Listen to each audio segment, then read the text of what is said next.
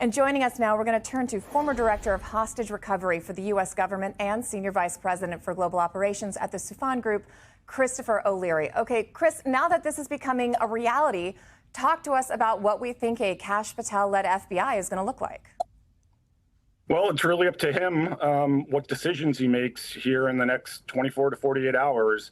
If he takes what the personnel of the FBI are hoping for and what the American people deserve, he takes a leadership stance that is based on character, integrity, justice, virtue, the traits you would expect from the director of the FBI, then he'll probably do fine. He's got a background that is sufficient enough from his time a decade ago working on the Kampala, Uganda World Cup bombing and the Benghazi investigations and subsequent arrests.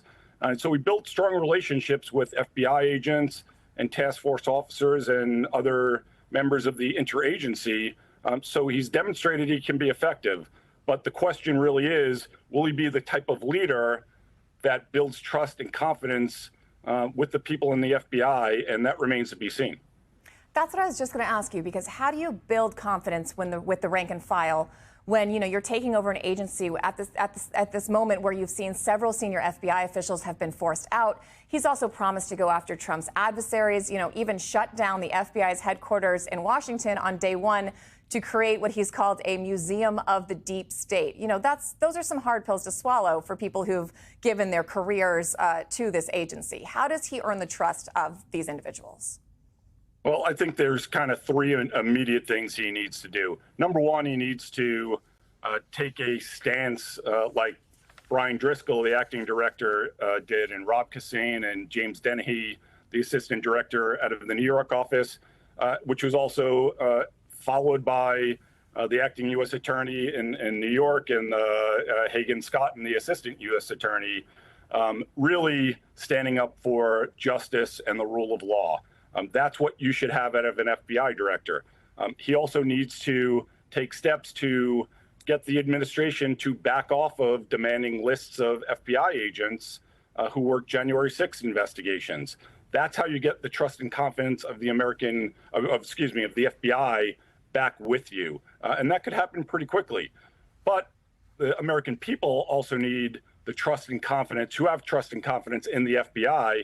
And the way he needs to go about doing that is to stop this false narrative that the FBI is composed of people from the deep state and that there's a pervasive problem and it's been weaponized and its politics has influenced investigations and operations. And that's frankly patently false.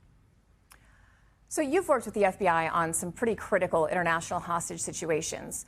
In order to do that successfully, you need cooperation from governments around the world where those situations are happening.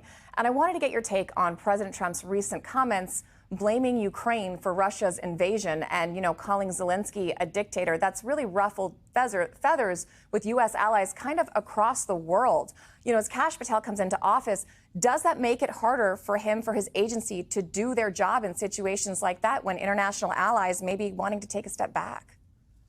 So I'll give you just a little background on the FBI. The FBI, since its inception, was built on partnerships. Under the J. Edgar Hoover days, in the early days, he was given this massive responsibility to conduct law enforcement nationwide, crossing state lines, never done before. He did it by creating what we call task forces now, and really taking a small agency, and they became force multipliers across the country.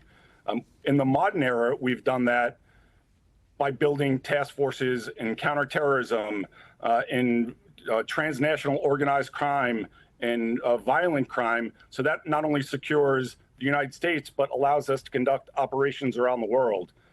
Counterterrorism, where I spent my entire career, is a team sport. It takes a network to defeat a network. We do that effectively by partnering with other agencies in the United States to be able to go capture terrorists around the world. Kash is very knowledgeable of that. And we do it with our very close international partners. Their partnership, their sharing of knowledge, resources, authorities, capabilities is what's critical to defend this nation. All right. Hopefully we can see that team come together. Chris O'Leary, thank you so much for joining us.